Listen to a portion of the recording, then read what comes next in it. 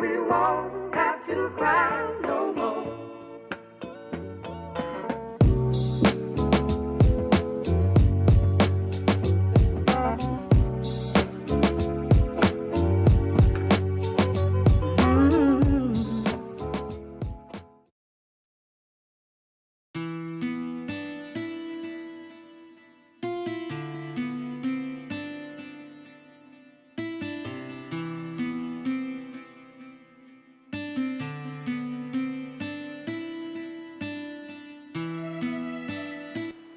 Shit, my nigga, I can't even fathom niggas pulling up on me and just beating on me for no reason.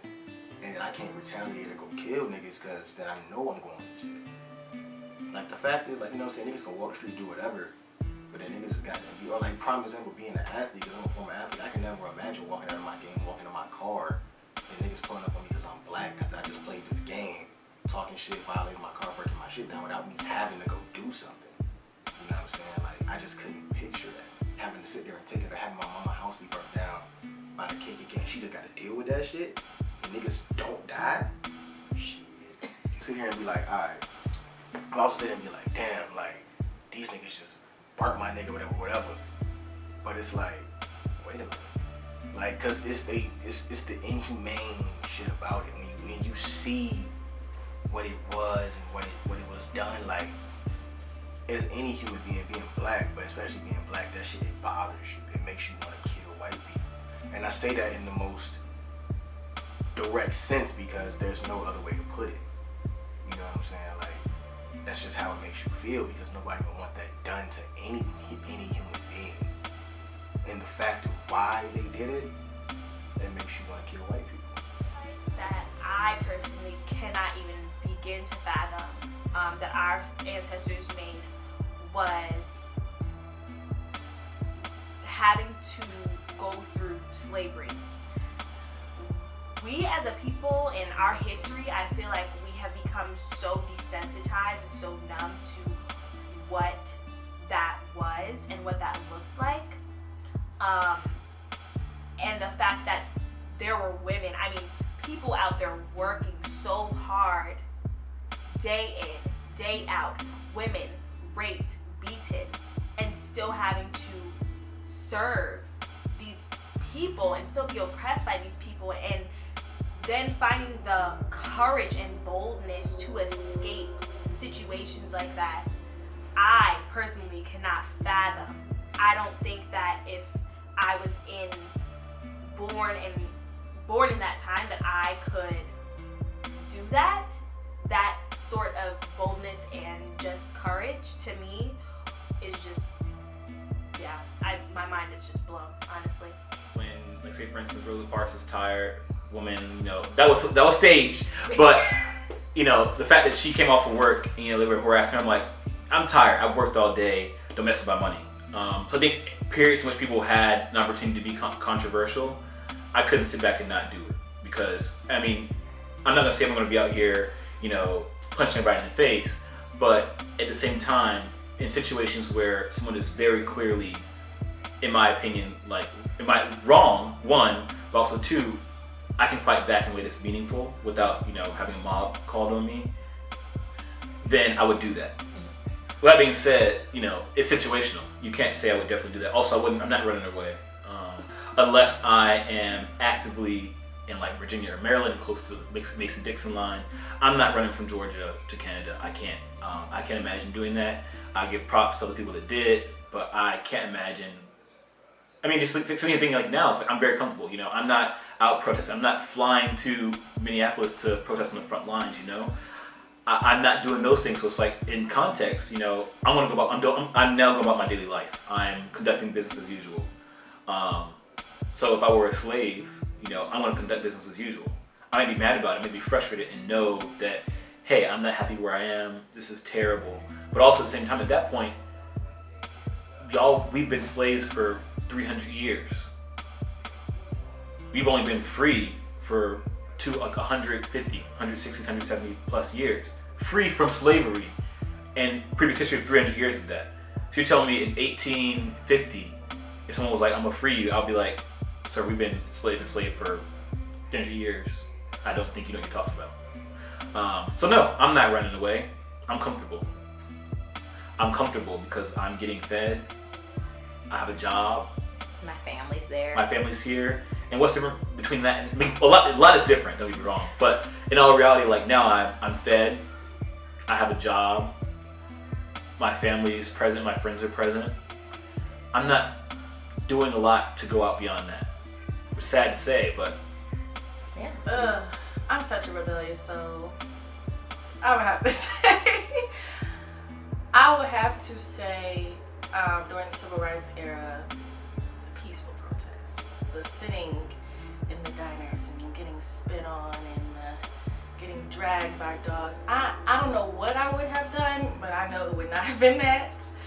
I think I would have definitely been in a jail cell, not moving for quite some time because I couldn't believe it.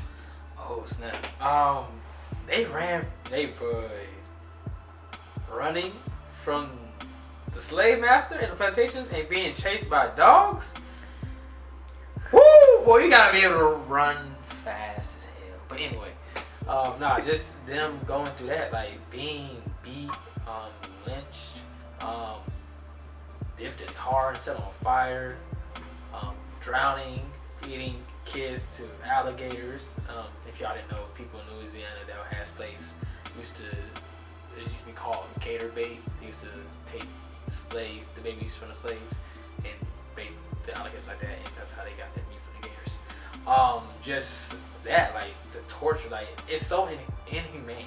Like I couldn't even see myself killing anybody, right? But they thought of our ancestors as less than. Like we weren't even considered human. It was like 1/5, 3/5 of a man.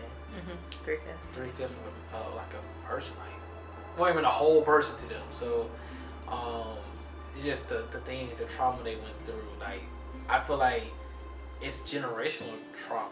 Like all the stuff they went through then is still affecting us now. People be like, oh, slavery wasn't that long ago, but it kind of wasn't. It was just like yesterday, literally yesterday. But it's crazy. I couldn't imagine going through that. People say if I was back then, this and this, and I would have did this. No, if you was back then, you would have did what was said to do, and you would have did what the master told you to do. But guess what? You ain't doing that anymore. I'm gonna have to steal this one from her because I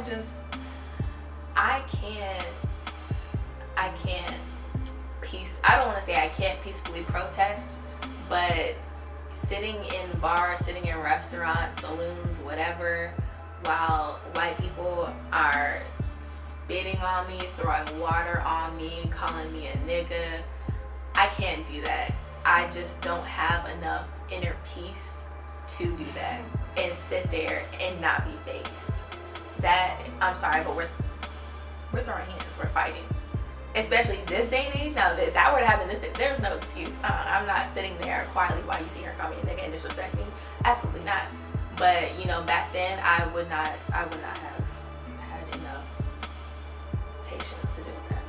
I think the biggest sacrifice has to be to make something from nothing. I feel like black people as a whole, or majority of black people, had to come from absolutely nothing. And when I say absolutely nothing, I mean from not even being considered a human being and make something out of that. Like, my grandmother grew up a sharecropper in Harnett County, North Carolina. And I just think that it's just so beautiful to see how far that the Cameron Neal family has come from being 3/5 of a person. So looking at myself and comparing myself to my ancestors, I commend them for the patience and the strength they had. Because just even on the basic level of slavery and what they tolerated, I don't know if I would be alive or one of the ones that lived through to, have kids and stuff, just because of my outspokenness and how frowned upon that was. So just the suppression of a voice, you know what I'm saying? Like, just the certain things, like not teaching people how to read and write so they couldn't communicate to ask for help, you know, the systematic oppression that are rooted in pinning us against the lights versus the dark, just little things that we don't even see how they've manifested today. I just imagine like sitting there and being there, and I just can't imagine. Like there are far worse things, but I think those little things that we kind of not necessarily look over, but like don't really think about how hard that must have been. Say you were friends with someone that was lighter than you on the plantation wherever you were working, and all of a sudden they put all the light-skinned slaves in the house, and you no longer had that friend no more. You know what I'm saying? Like just think about the little things like that that I don't think I would have been able to.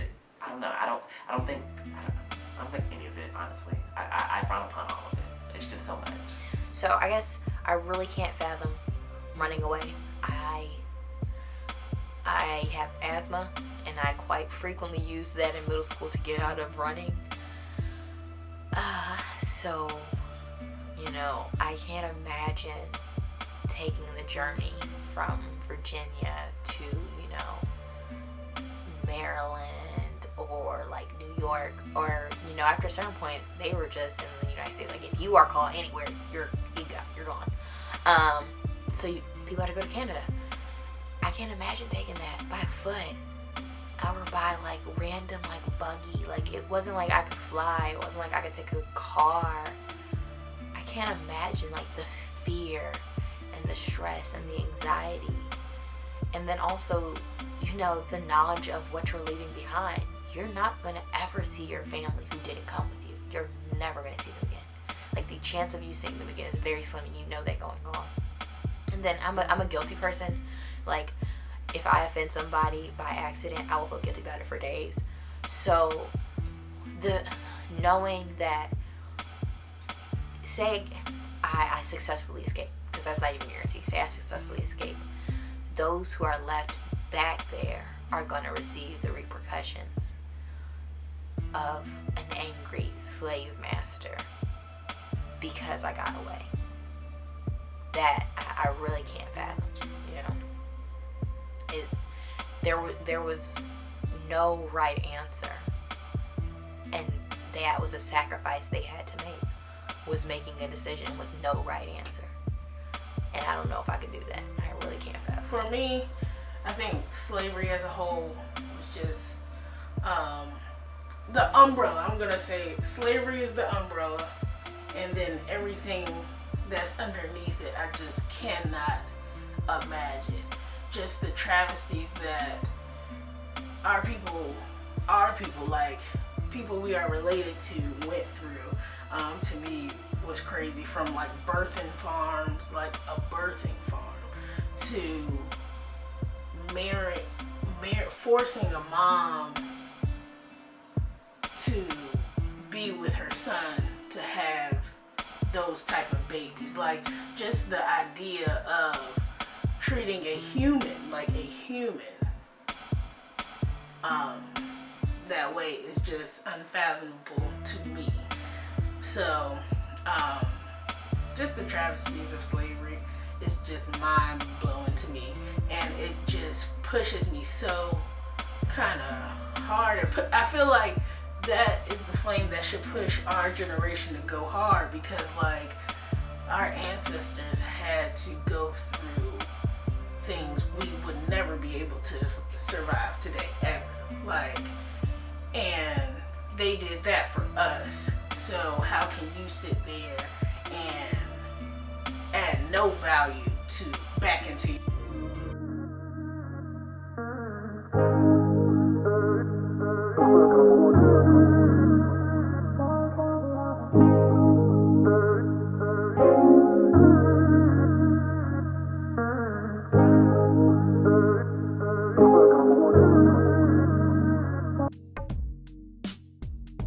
So I just try to mentor as many people as we can, including mentoring our peers. I think it's really important that we mentor each other and uplift our queens. You know, it's very important. Sisterhood is a big thing for me as well. So. Well, most recently, yesterday actually, I participated in my first protest in Hampton, Virginia, for the death of George Floyd. Honestly, it felt very impactful. to see so many people, black, white, brown, come out and support. Yeah, it just felt like I was doing something not for myself, but for the black community and for something that was bigger than me. So I was really happy to be able to participate. Trying to educate myself on things that I didn't know. You know what I'm saying? I'm trying to support the best I know how and the best I can. And I think too, also being able to figure out how I can position myself to be able to, once this situation all dies down, because it will die down, that's what the fuck's gonna happen, to see how we can progress forward from that, you know what I'm saying? As far as learning how to make my own shit, doing my own shit, where I can be a lending hand to those under me to bring everybody together. Because right now, going forward, we don't have a plan. And if we don't have a plan as to how we're gonna act, then we're still gonna be stuck in the same shit. And so I wanna be able to contribute to the plan going forward. Today, I am checking. I'm checking people. I'm using my Trump check to donate to bail funds. I am learning. And I think when you don't know, that's the best thing you can do. I'm not speaking out of turn. I'm listening. I'm watching. I am observing. I'm looking for the facts. I am supporting any causes as necessary. I am, you know, when people are asking what can they do because they don't want to protest, I am the one sending a lot of links, especially where are you located? What's the closest protest to? Okay. You in, you're in Delaware? Here's Maryland, DC, or Philadelphia. Donate to any of these because they're close enough to you. I am that person. I am doing what I can that's not on the front lines, because even though the front lines are important, the behind the scenes work, which is where I excel in, is just as important. I think what I'm going to be doing actually is working for a nonprofit back in Philadelphia for a little bit, which actually works with teens and young adults who never finished school. So we help them get their GED, we help them get job placements, and I think with my psychology degree, having that mental health background, I'm adding just a little bit of, you know, extraness on it and talking to them. Also, me being an artist, me being a musician, you know, I like to say that God gave me a gift to heal, to be there for people, to share my story in hopes that it helps other people. And I really use my art, and my passion for my art and my passion for helping people to kind of like keep our people, our young people specifically, going, because that's the future. I try to do mentorship in the sense that like I'm constantly talking to like high school students about like, here's like what you need to be doing in high school, here's how you need to navigate college, and like when you're in college, like, these are things you need to do so that you can set yourself up for a good life in the workforce type of thing. And I talk to kids who of like all races, but I do keep an eye out for my people, because if we don't help each other, who is? You know, it's not a guarantee that the allies will. I'm not saying that they won't, but if we can't guarantee that we will have each other's back, it becomes harder to guarantee that somebody else will. So that's what I'm doing to help the Black cause. I also donate my money, you know. I may not be Angie D, you know, I don't know if I can pull an Angela Davidson being in jail, so I don't know if I can pull an MLK. I don't know if I can do that, but I can donate my dollar to good causes. So that's something that I do. To help the Black cause, I try my best to educate myself on my history. I try my best to educate others around me who do not know the depth of my history. And I also always vote, whether that's on the local level, the state level, or the national level. I always go out and vote. And additionally, I'm very conscious of where I place my Black dollar. So I currently own my own nonprofit, and I also own my own business.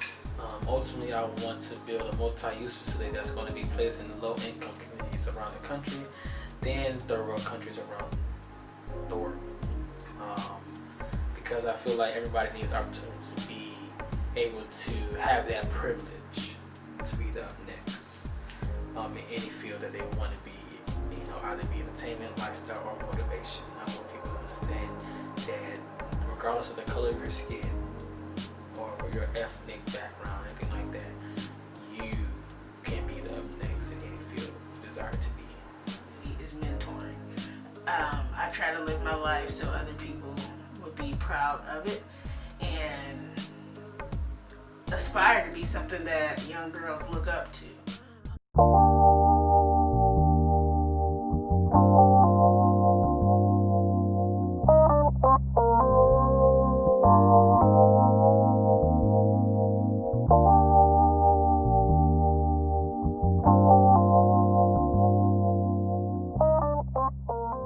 Say the Black community could do as a cause, like for the better, is lifting as we climb, and as we lift each other up, becoming more self-sufficient as a community. I think we really need to focus on us. Like, I feel like right now we're focusing a lot on other people, other races, other communities, and what they got going on compared to what we got going on.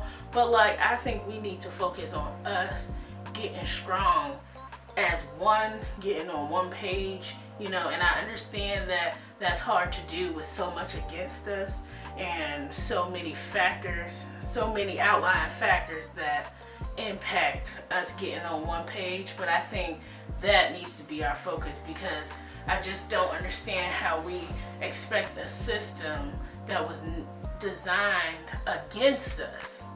You know, the systems, the various systems, not just one system, are set up, we're set up to be really against us, and we're expecting those things to be for us. So I think we need to change that mentality and focus on being on one page as a community, and for an extended period of time, because look, I'm just saying, y'all know we get sidetracked a little bit, you know. So being on one page on a constant basis and lifting as we climb to make sure that we're all good. If I'm good, you're good.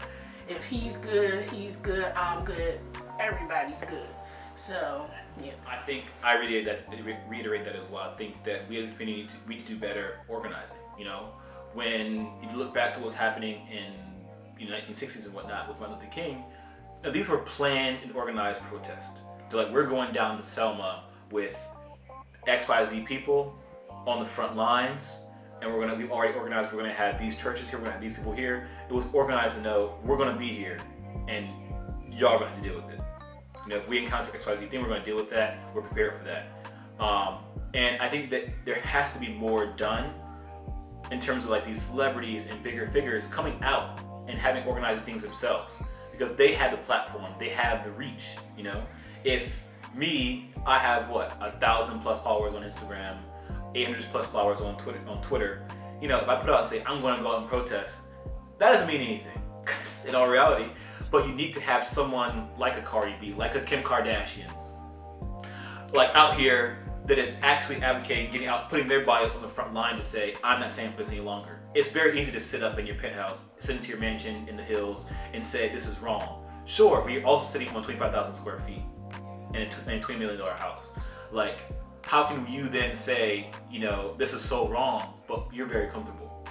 I need to see more people that are comfortable making themselves uncomfortable on a day-to-day basis. I need you putting your bodies on the front line to say, I'm not standing for this anymore. Whether it be Cardi B, whatever, like these people have come from places that are difficult. You know, I need to see those people being put on the front lines. You know, it can't just be there needs to be some sort of validity given to the movement. You know, I think that Black Lives Matter is trying to do their part and like have the leaders, but who's leading Black Lives Matter? Can you name their name? Probably not, because I know I can't. Even if she did come to the school one time, but I don't know her name. People who aren't jailed and killed, and that's another thing. Like, and at the same time, like people that have their bodies up there, people in Ferguson, they were burned in cars. Their bodies were found sitting in trunks, 5 of them.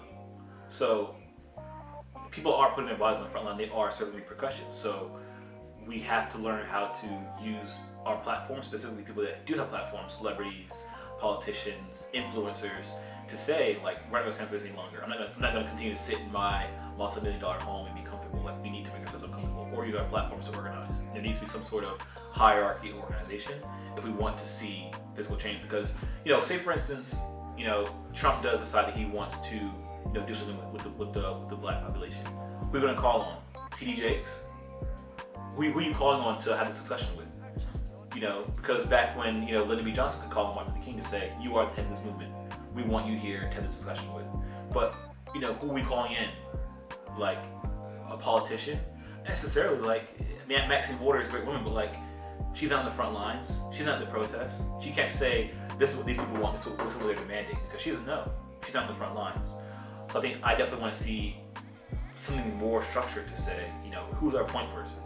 It's like, as a consultant, we have to call it, okay, well, I know I can go to, you know, XYZ to get this done for me. Who do we come to get, you know, our black issues from a grassroots level dealt with?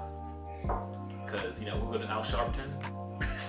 That's tired. I feel like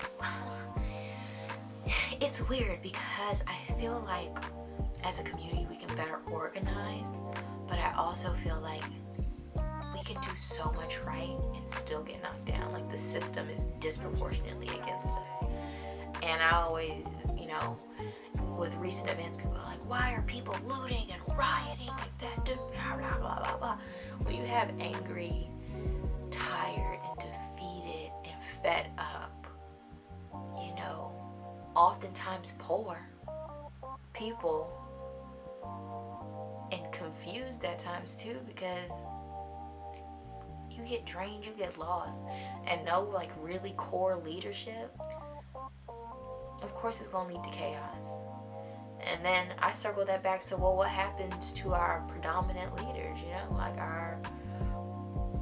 they're dead or they're in jail. So then you're left with, you know, some celebrities, some politicians, because I'm 100% a believer of all skin folk and kinfolk. And not necessarily all those people who are left are willing to truly fight for us the way that other generations had leaders who were truly willing to fight for them. I don't know. MLK literally had the FBI like trying to get this man to commit suicide. Like they're calling his home phone. You know what I'm saying? He's getting trailed. His family's getting trailed. Like those were leaders that literally put it all on the line. And I don't even know if I was in the position to be that leader, if I could do that. And so I think we can get more organized and have a better sense of leadership, but it's like once we get that leadership, is somebody not going to take it away again? So it's hard.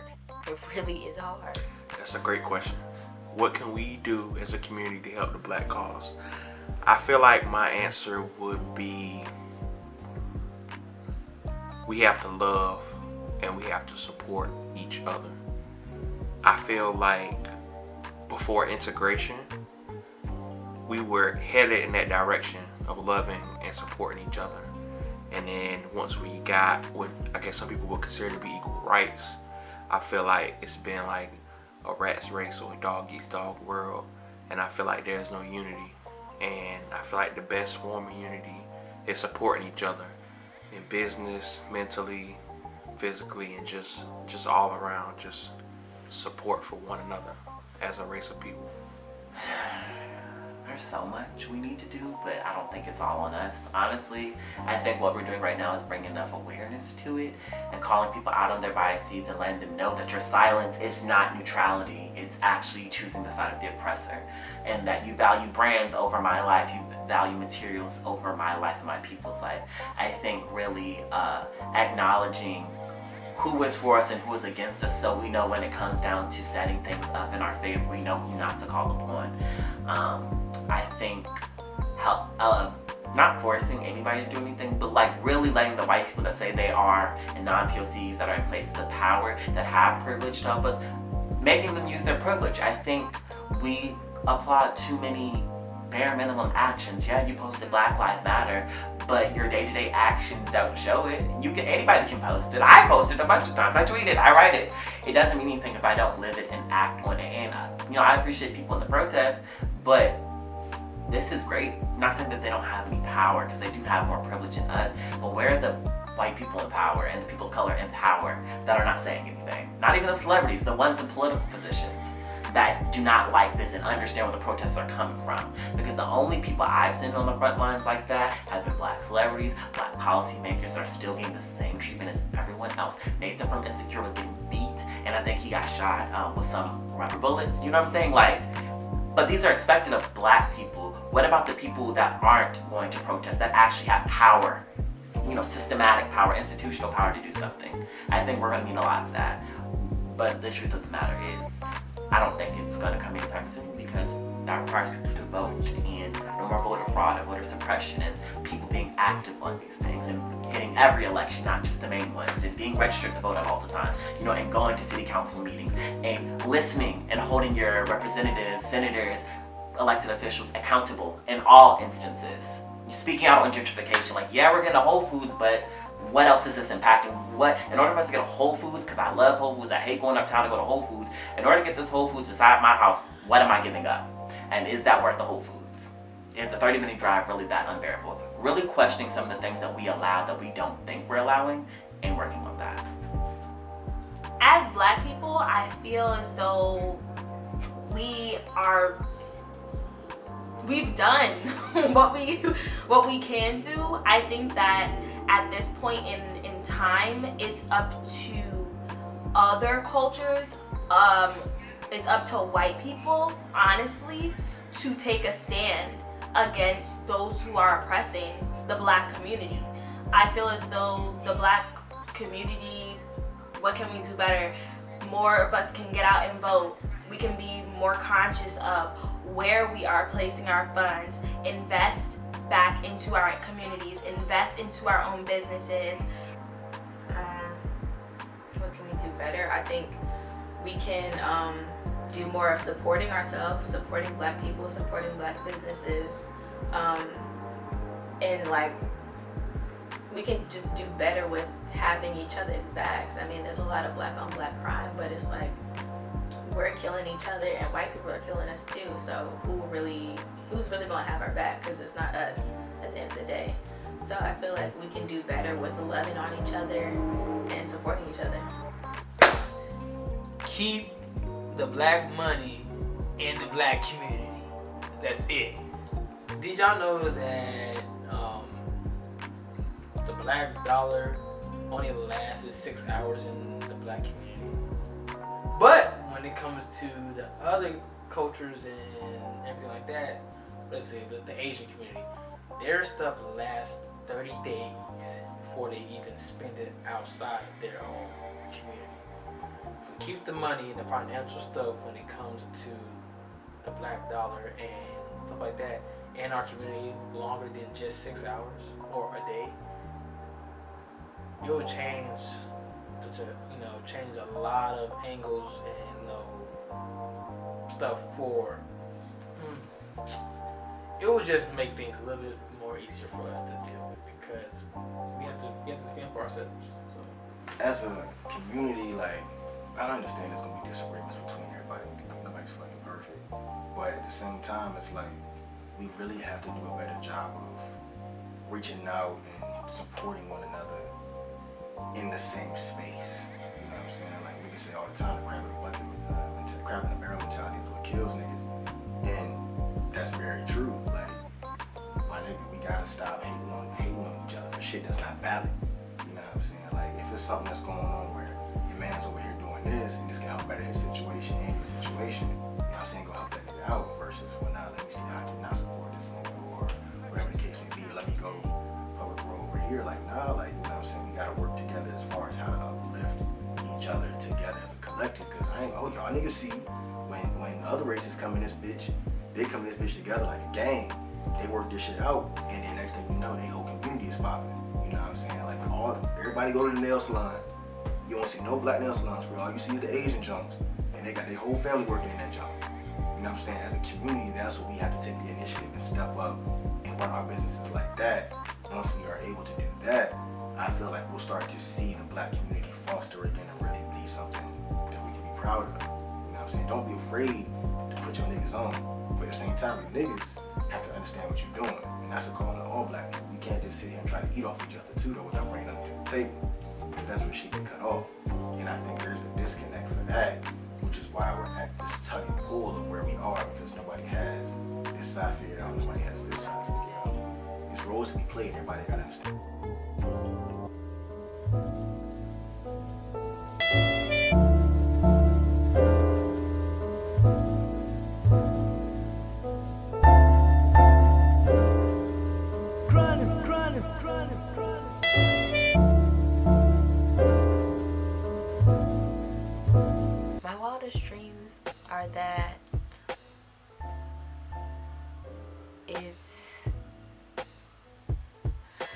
My wildest dreams for the next generation is that there's peace. And not just a sense of peace because there's no inequality, but a holistic type of peace where there's no inequality. We've mended fences between the different generations of black people because there is a bit of a discourse between different generations. We see things very differently. And I think because we see things differently, we can't meet each other at a middle ground to like unify and make a greater change. I want them to have peace in who they are and know that I don't want them to be in a place where they're having to say it has to be better than this, or having to convince themselves it gets better, because that's draining. You know, we talked about black trauma, and I always try to tell myself like it has to get better than this, it has to get better than this, and the amount of time I use trying to manifest like it has to get better, and putting effort in, you know, donating here, mentoring there, like the amount of effort I put into that. Imagine if I didn't have to, and I could put that into other talents, and I could put that into other areas, instead of trying to make sure my people and me, you know, stay alive and stay sane. Like, to have that peace, that's what I want for them. Where you are only fearful of the amazing things that you can do and the amazing heights that you can reach, that no one can stop you. Not a system, not a person, not a group, that they get to have the peace of truly shooting for the moon and knowing that no one or nothing is going to try to pull them down. That's my dream for the next generation. It really is. Wildest dreams for the next generation include ensuring that Black history, African American studies is not an elective. It is something that is implemented into the curriculum. I would also wish and hope that our Black boys don't have to worry about doing regular daily activities and being policed or being killed for doing regular things that they see their counterparts doing. My wildest dreams for our community is to have equal pay for Black women in any career that they are in. I would say that those are, my wildest dreams. My wildest dream for the next generation. Generational wealth. One, I want to be able to place something, like, people always say, what happens when your business grows to a certain point and then someone wants to buy it? No one's buying my business. How about that? Because that business is not going into the white man's pocket. I'm keeping it to the Black community. Because we don't have, I feel like we don't have a platform to stand on. It's like we have to work 10 times harder than the white man to get to where we want to be. So my business is what I'm going to leave for the generations to come, because we're just going to keep stacking on that foundation. Right now, I'm building the foundation. I'm making sure it's solid, that, it doesn't waver or any type of storms that come that try to knock it down. It's going to just keep stacking on top of it. And then when generations, I'm not even going to see my true vision come to fruition, because it's so much to it. And that's it. I want to leave my business to impact the world and the Black community. Our wildest dreams for the next generation has to be, and this is just going to sound so simple, but not living in fear. And I feel like those were our ancestors' dreams for us, and we still live with fear. I don't want to raise children in a society where I have to teach my Black boys how to maneuver around authorities, or I have to teach my Black girls how to not be overly sexualized. I don't want any of the next generation to live in any type of fear.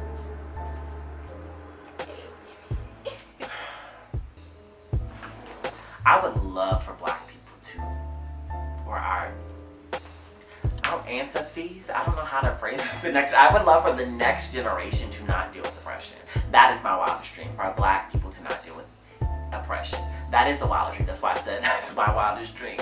Because I don't think we can outrun oppression, but if we are able to somehow in the next coming generations to really fight it and get some stuff done, I would be floored. You know, my soul would turn over the good way in the grave. You know, it wouldn't turn over the bad way, you know.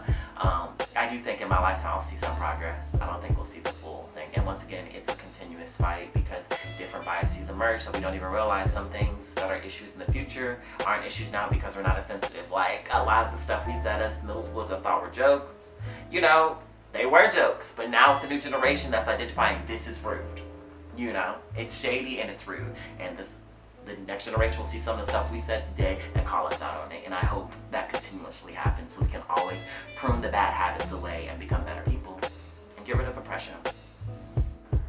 At the moment, my wildest dream for the next generation is to not have to protest on police killing us like we are right now. I feel like we have a long way to go, obviously, but I want the next generation to not even have to worry about these types of issues. Thought about it, and I think the answer that I want to give is to my generation about the next generation. I feel like the best thing that my generation can do is we can start nurturing their talents at a very young age. That's something I feel like I never really got to see growing up is, you know, when a kid at a young age started displaying talents, whether it be beating on the wall, getting them some drums, drawing all over things and enrolling them in an art class or getting them some stencils and a notepad, whether it be a child that likes to fight, getting them in a boxing gym, or a child that's just singing all the time or dancing, getting them into some type of entertainment, or a kid that loves animals, connecting them with a vet. Or I feel like the best thing that could be done for the next generation is I feel like we can start nurturing their talents at a young age, because I feel like everybody has a talent or has some talents that could have been capitalized and could have been their destiny, and a lot of people just didn't have the opportunity to fully display the range of what they could possibly do. That is such a tough question because it amazes me on a daily basis what's going on in our community in a positive way. Like, it amazes me all the various accomplishments we've made. I mean, you know, engineering, you know, entrepreneurship, education, you know. So I would say my wildest dream, my wildest dream for the Black community is to basically have a real life continent and not continent, how do I say this? My wildest dream is to have a real life Wakanda, basically, and I hate to say that like that, but that's the best thing I could compare it to, like a Black utopia of our own. And I want it to be on the continent, or it could be the world. Maybe I'm thinking too small, but that's what I want. I want us to be the superior race that we are. We're kings and queens. I mean, I hate to say it like that. It sounds harsh, and I don't know if that really sounds harsh because it's harsh or because we're made to believe that we're less than. But we're kings and queens, so. I talk about that with my niggas all the time. It's crazy. Like, I want to be able to, like, even on a small scale first, just to have my son or my daughter or my niece and nephew ask me, hey, can I get this? Can I get that? And there's no issue. There's no, let me think about it. There's no, all right, what you want? Cool, you gonna get that. And then after that, it's being able to say, well, yeah, I can have my nieces and nephews, my sons and daughters say, well, my daddy left me $1 million for my college fund.